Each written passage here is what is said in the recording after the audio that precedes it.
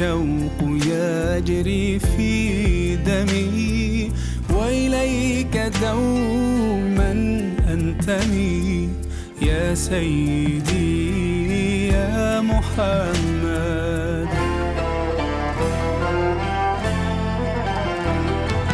قلبي المتيم كلما صلى عليك وسلم ذاق السعادة مغرما يا سيدي يا محمد. قلبي المتيم كلما صلى عليك وسلم ذاق السعادة مغرما يا سيدي يا محمد.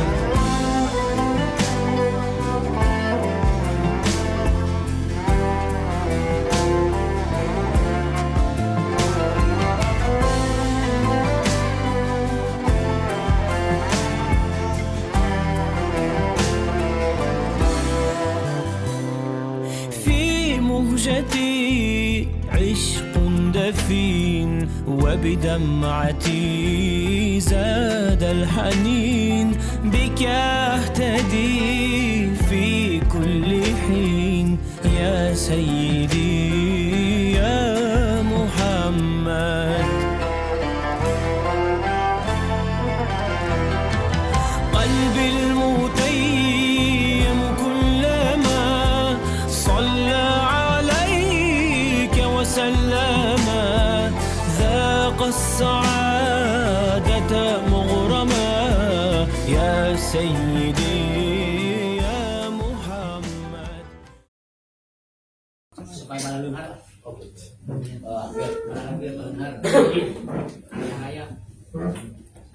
Bismillahirrahmanirrahim. Assalamualaikum warahmatullahi wabarakatuh.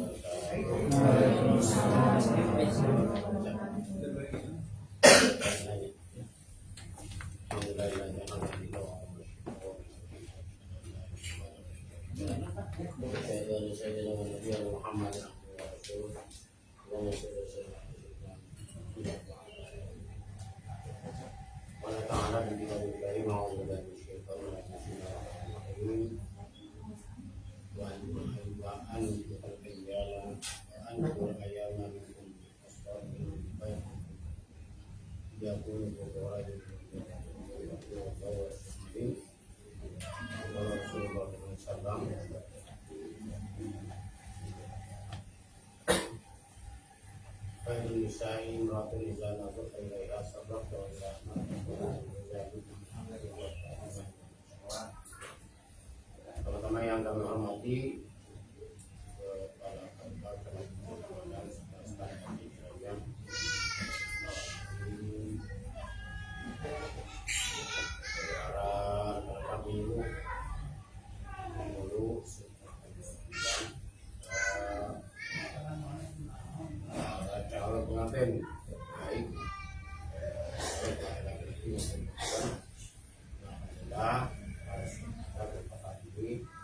bisa berkumpul bermuajahah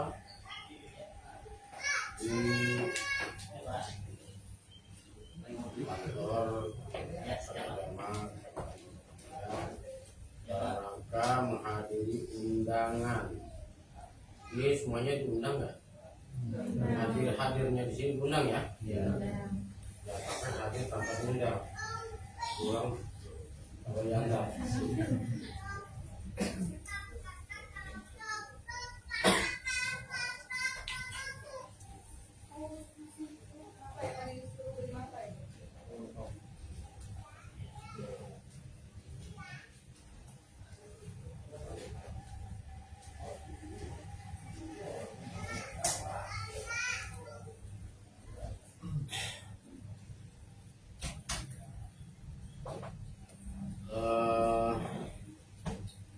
Di mana kegiatan undangan itu adalah kegiatan bimbingan pernikahan.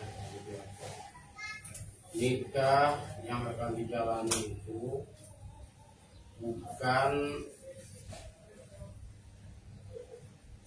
bukan dengan waktu yang sudah atau dengan waktu yang ditargetkan.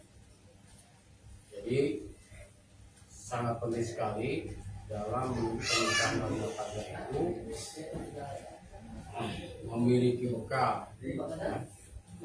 bekal untuk menjalani pernikahan dan rumah tangga. Bekalnya apa? Bekal dari pernikahan dan rumah tangga itu adalah bekalnya adalah sedangkan dalam pernikahan itu memiliki satu tujuan, yaitu membentuk keluarga yang sakinah mawaddah. Jika itu tujuannya adalah membentuk keluarga yang sakinah mawaddah warahmah, yang memiliki keluarga yang soleh.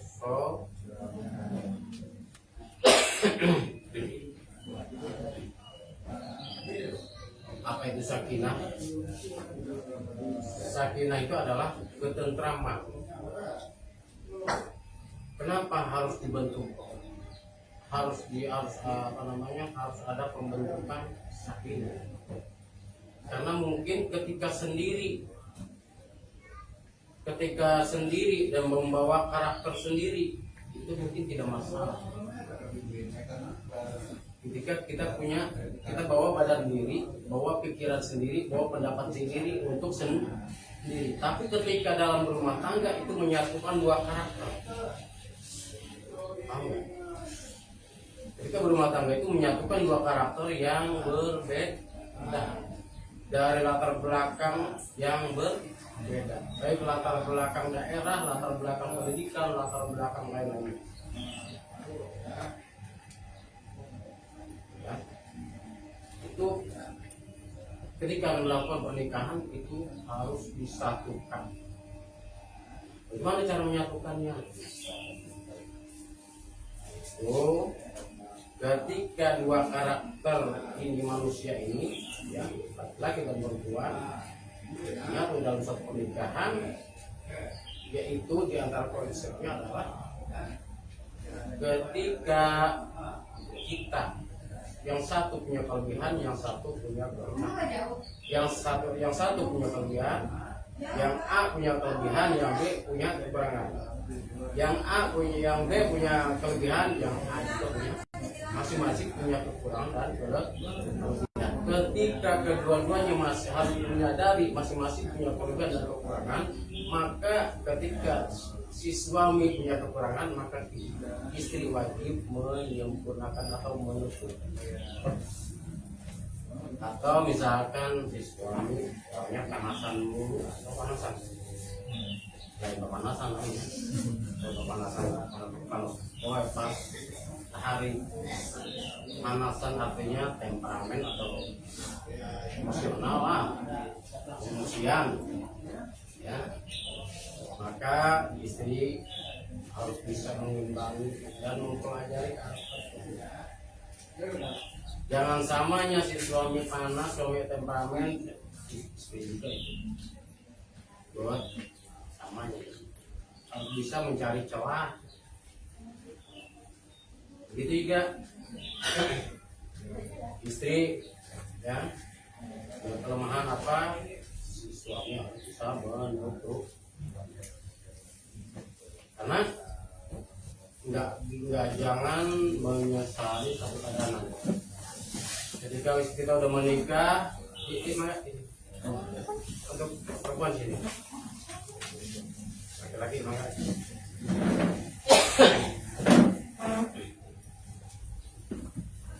ya, nikah itu berdasar pada dua hukum, dua aturan. Singkat aja ya, singkat. Nikah itu berdasar pada dua aturan atau hukum. Satu hukum syariat, yang kedua hukum negara. Dua-duanya harus dan memang tidak bertentangan. Hukum negara diantaranya itu nomor 11 tahun Islam tentang usia pernikahan.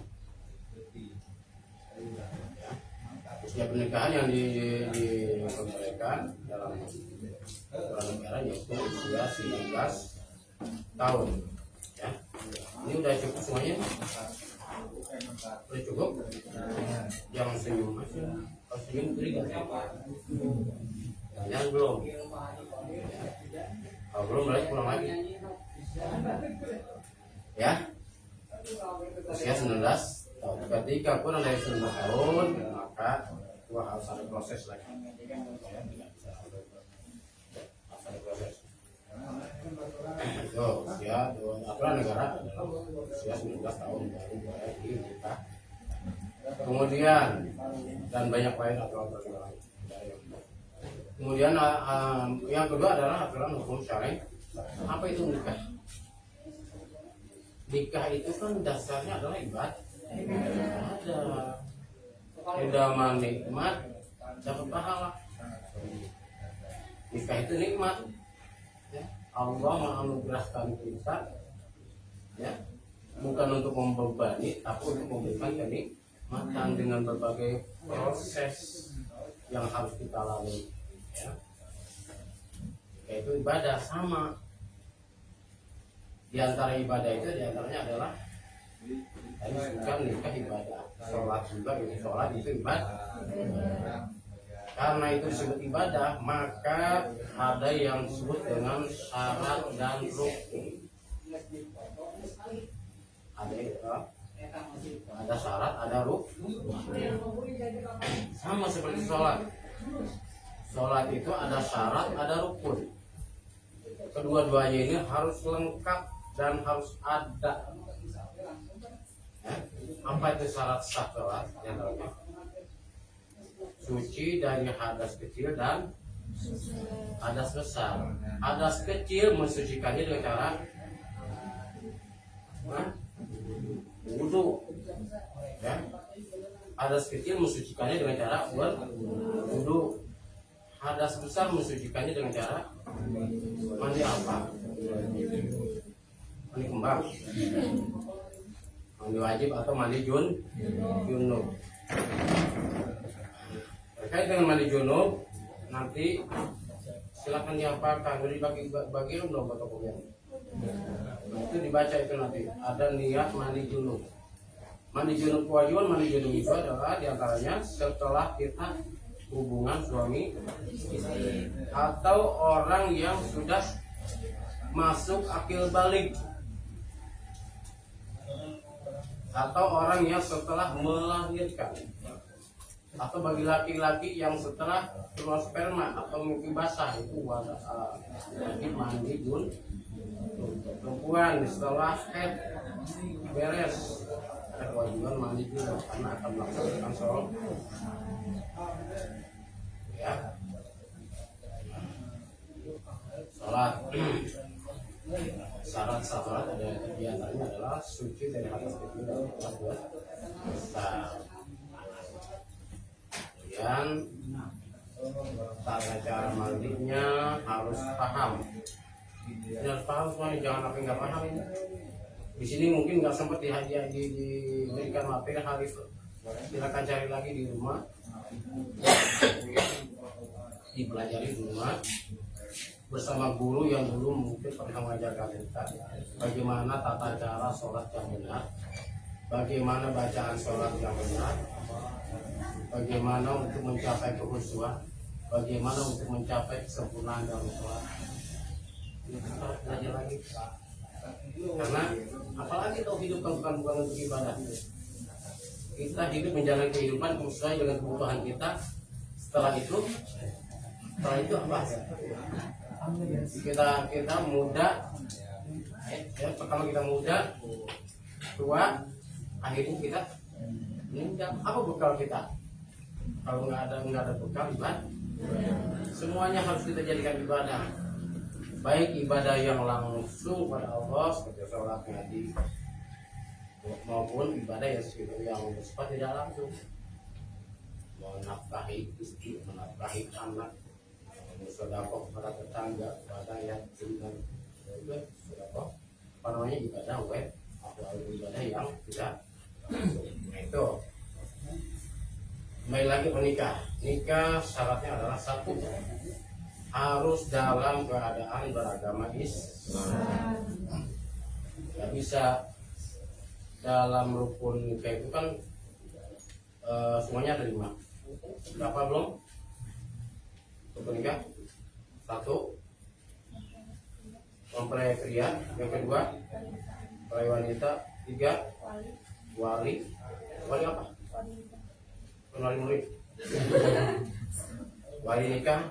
Nah, wali nikah. Kemudian yang keempat, ijab ulangi, salah. Ijab kabul 5.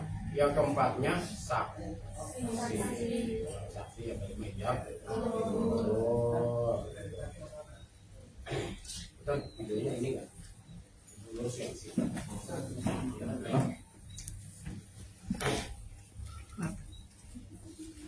Ya. Itu harus apa gitu? Ketika nikah itu harus lengkap.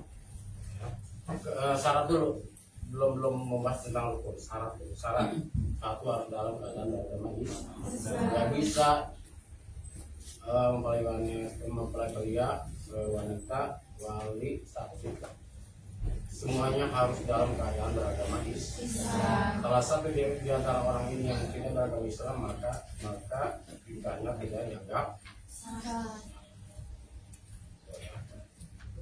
Satu harus dalam keadaan beragama Islam. Kemudian Islamnya bagaimana? Apa Islamnya hanya cukup tercatat di KTP saja? Apa namanya? Islam KTP, kalau Islam KTP tercatat di KTP doang, sholat enggak, zakat enggak, ngaji enggak, apa cukup yang begitu dikatakan Islam? Untuk menyempurnakan pernikahan harus berusaha kita menjadi orang yang Islam yang sebenar-benarnya. Satu, Islam teh ada 2, 3, 4, puasa 5, 6. Oh itu kalau nggak dijalani Islamnya, berarti Islamnya hanya Islam. Pernikahan, hukum pernikahan gimana kalau seperti itu? Setidaknya akan mengurangi kesempurnaan sahnya nih, sholat ya, Islam ya. Kemudian yang kedua, syarat dari nikah itu adalah balik. Apa itu balik? Uber mah bisa berkali-kali ya. Iya gitu, Uber kan mah Uber kan udah ya.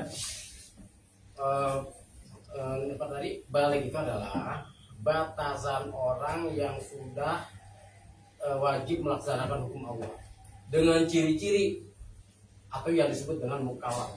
Bukan mualaf ya. Ada mukalaf, ada mual, ada mukalaf, ada mualaf. Kalau mualaf mah orang yang baru masuk Islam. Mukalaf ini mah. Mukalaf itu orang yang memasuki usia dewasa yang disebut dengan balik dengan ciri-ciri tertentu dan harus melaksanakan hukum Allah. Mukalaf ya itu melaksanakan yang wajib dari Allah, melaksanakan meninggalkan yang dilarang Allah.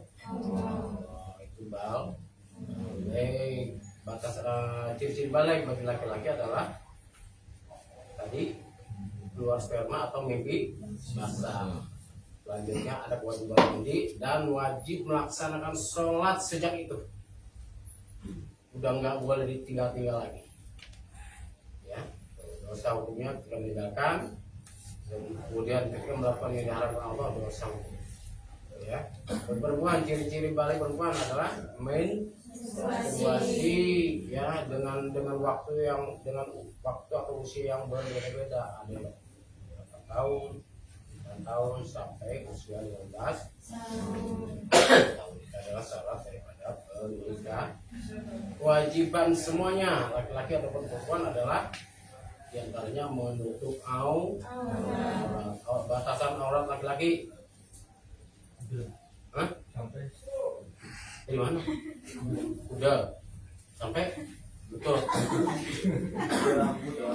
Jangan pas-pasan ya. Bukan di atas udah atau di atas. Di bawah Lut. Ketika sholat laki-laki pakai anduk aja, anduk doang gitu.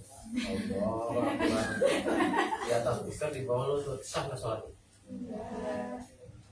Sah. Sah nggak sholatnya? Sah. Kenapa?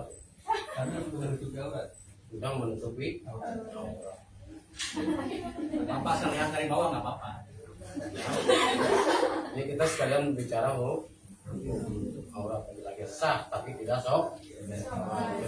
Kecuali dulu zaman Belanda ya. Zaman Belanda yang perang ya. Laki perempuan, ya. Perempuan kewajiban tadi bagi orang balik menutup aurat.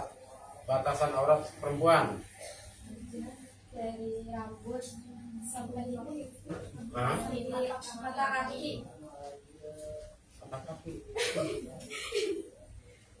Selain wajah dan telapak Ya selain Dari wajah ujung rambut sampai ujung kaki kecuali wajah bapak itu di dalam sholat wajib hukumnya dan bukan hanya di dalam sholat wajib hukumnya menutup aurat dan itu akan lebih membawa keberkahan ya dan akan lebih banyak berpahala ketika kita nggak biasa pakai tiung apa pakai jilbab nggak biasa gatel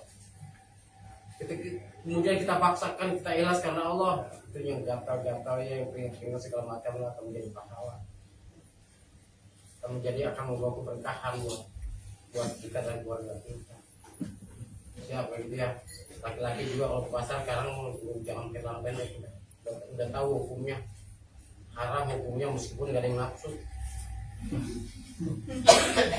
jangan ngapain enteng jangan menganggap ngapain sih kayak gak ada yang nafsu ini